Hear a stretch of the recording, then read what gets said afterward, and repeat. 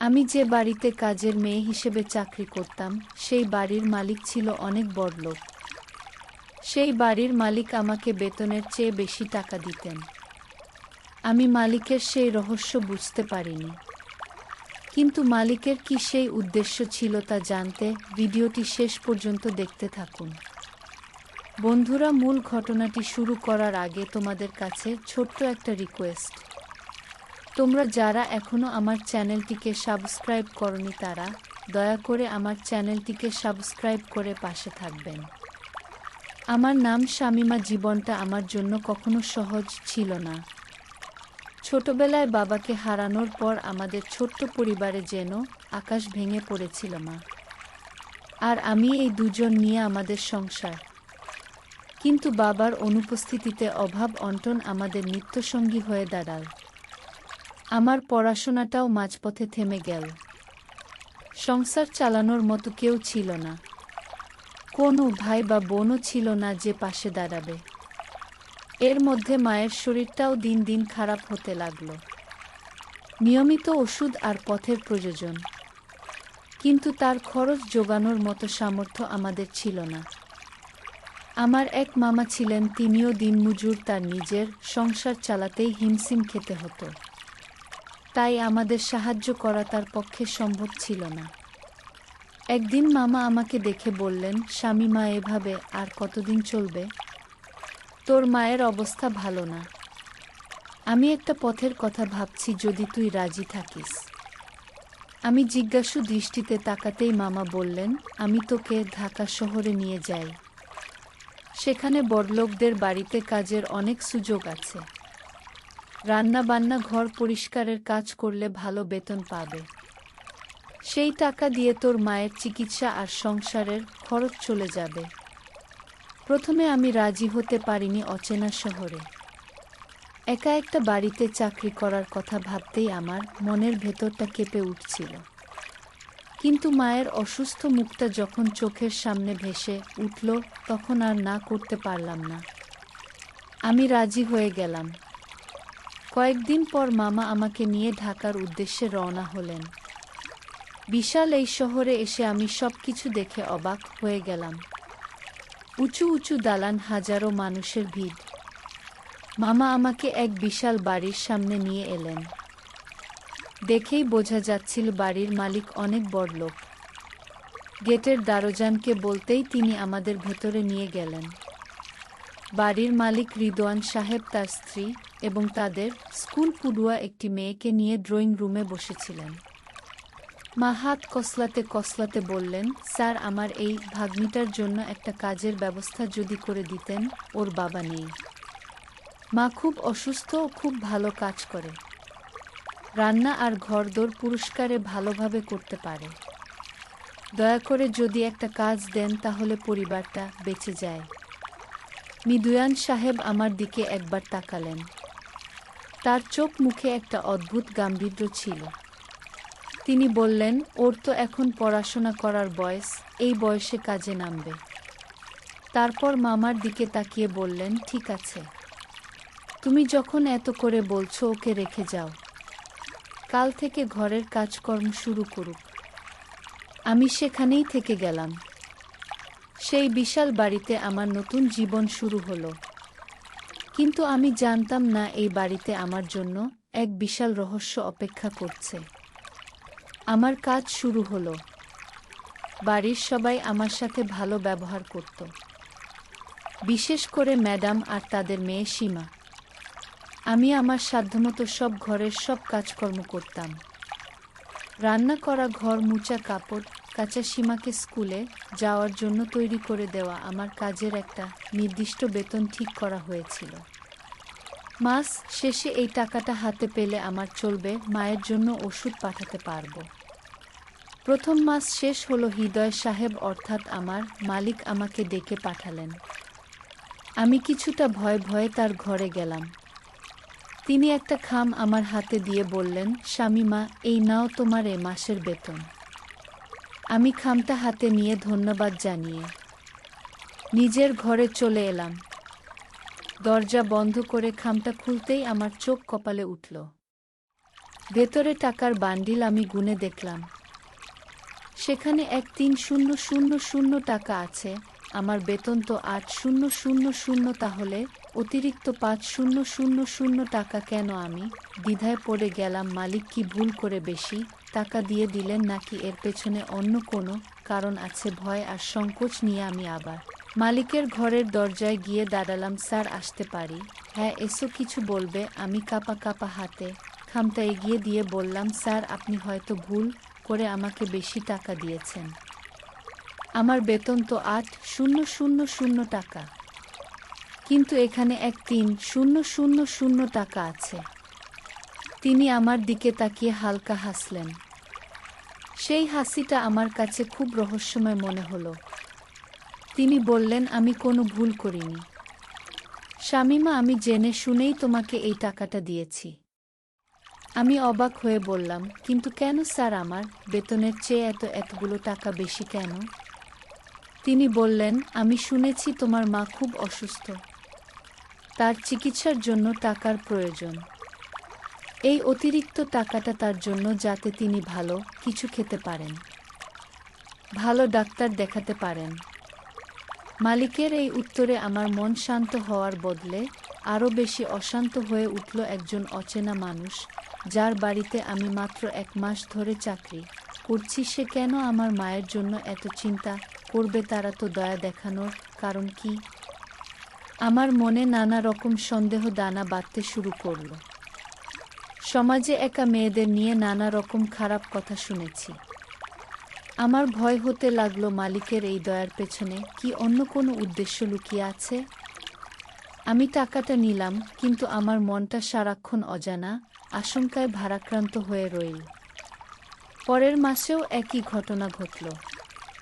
তিনি আমাকে আবার বেতনের সাথে অতিরিক্ত ৫,০০০ টাকা দিলেন। আমি নিতে না চাইলেও তিনি জোর করে টাকাটা দিয়ে দিলেন। আমি মালিকের এই রহস্য বুঝতে পারছিলাম না। তার এই অতিরিক্ত উদারতা আমাকে শান্তি দেওয়ার বদলে এক ধরনের ভয়ের মধ্যে ডুবিয়ে রাখছিল। দিন যত যাচ্ছিল, মালিকের অদ্ভুত রহস্য আমার কাছে আরও বেশি রহস্যময় হয়ে উঠছিল। তিনি মাঝে মাঝেই আমার ঘরের কাজে প্রশংসা করতেন। একদিন আমি কফি বানিয়ে নিয়ে গেলে তিনি বললেন, শামীমা, তুমি সত্যিই খুব ভালো কফি বানাও, তোমার হাতে রান্নাও খুব চমৎকার। তার এই প্রশংসা আমার কানে অন্যভাবে বাজতে। আমার মনে হতো তিনি হয়তো আমাকে অন্য কোনো নজরে দেখছেন। আমার সন্দেহ আরও ঘনীভূত হল। এক রাতের ঘটনায়, সেদিন বেশ রাত হয়েছে। আমি নিজের ঘরে শুতে যাওয়ার প্রস্তুতি নিচ্ছিলাম। হঠাৎ আমার দরজায় মৃদু টোকা পড়ল। এত রাতে কে হতে পারে ভাবতে গিয়ে আমার বুকটা ধড়ফুট করে উঠল। আমি ভয়ে ভয়ে দরজা খুলতেই দেখি মালিক দাঁড়িয়ে আছেন। আমার গলা শুকিয়ে গিয়েছিল। আমি কোনমতে জিজ্ঞেস করলাম, স্যার, কিছু লাগবে? তিনি শান্ত গলায় বললেন, এত তাড়াতাড়ি ঘুমিয়ে পড়েছ, আমার একটু কফি খেতে ইচ্ছে করছিল, বানিয়ে দিতে পারবে?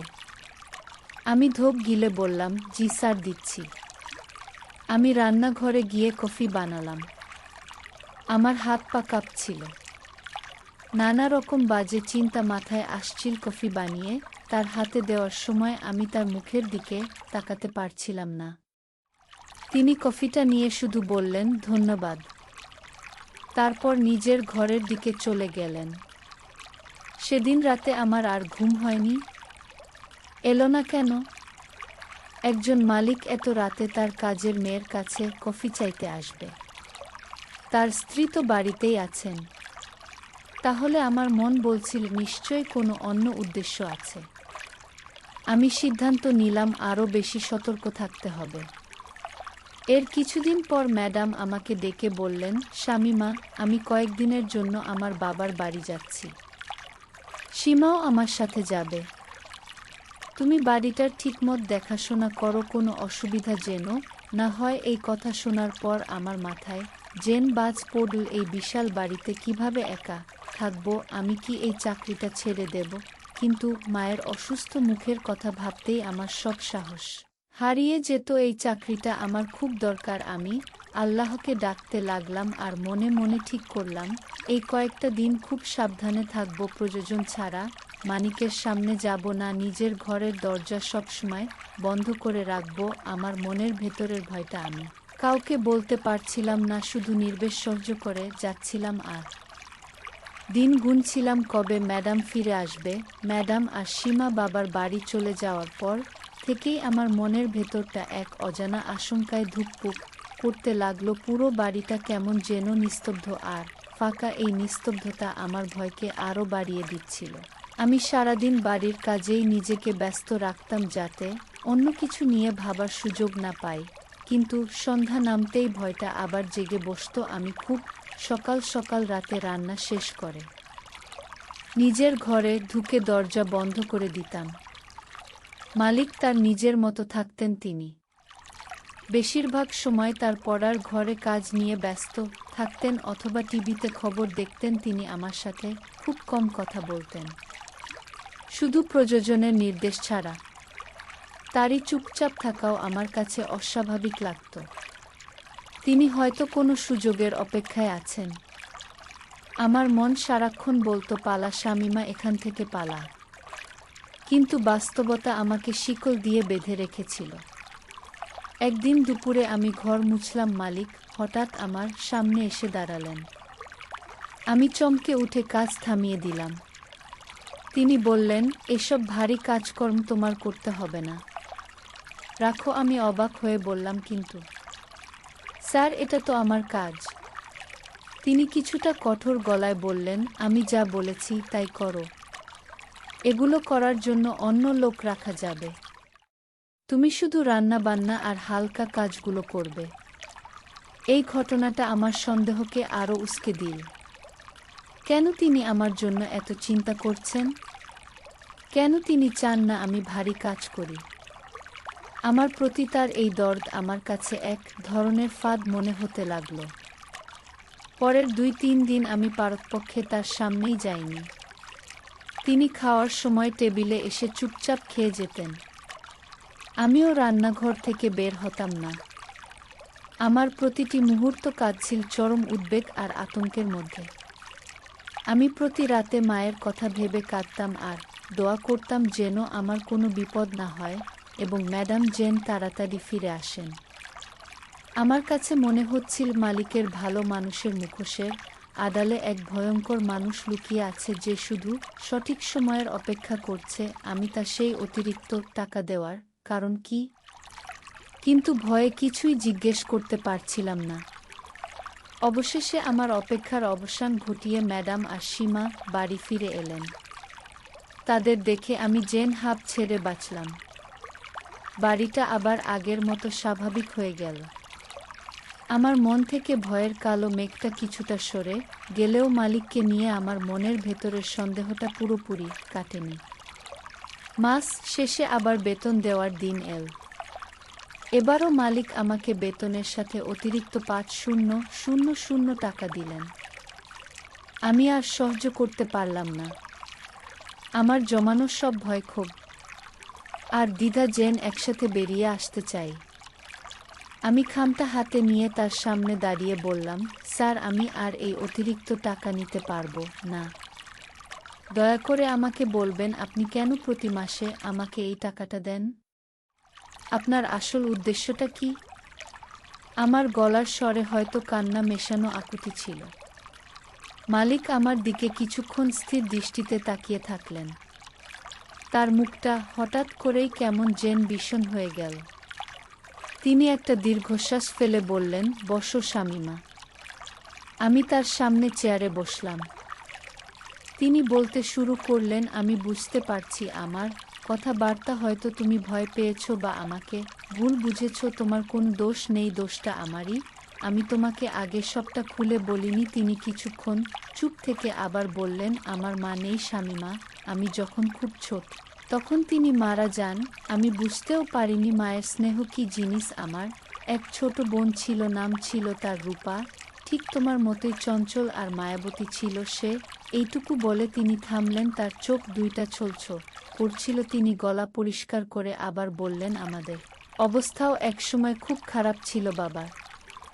একা রায়ের সংসার চলত না, আমার বোনটা টাইফয়েড হয়েছিল, টাকার অভাবে আমরা তার ভালো চিকিৎসা করাতে পারিনি। বিনা চিকিৎসায় আমার চোখের সামনে বোনটা মারা যায়, সেও তোমার বয়সেই ছিল। মালিকের কথাগুলো শুনে আমার মনের ভেতরটা মোচ দিয়ে উঠল। তিনি আমার দিকে তাকিয়ে বললেন, যেদিন তুমি তোমার মামার সাথেই বাড়িতে এলে, তোমাকে দেখে আমার মুহূর্তের জন্য রূপার কথা মনে পড়ে গিয়েছিল।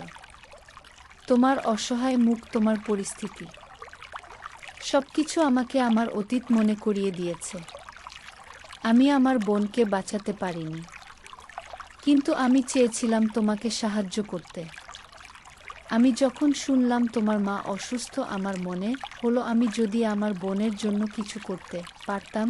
তাই আমি তোমাকে প্রতি মাসে অতিরিক্ত টাকাটা দিতাম, যাতে টাকার অভাবে তোমার মায়ের চিকিৎসা বন্ধ না হয়ে যায়।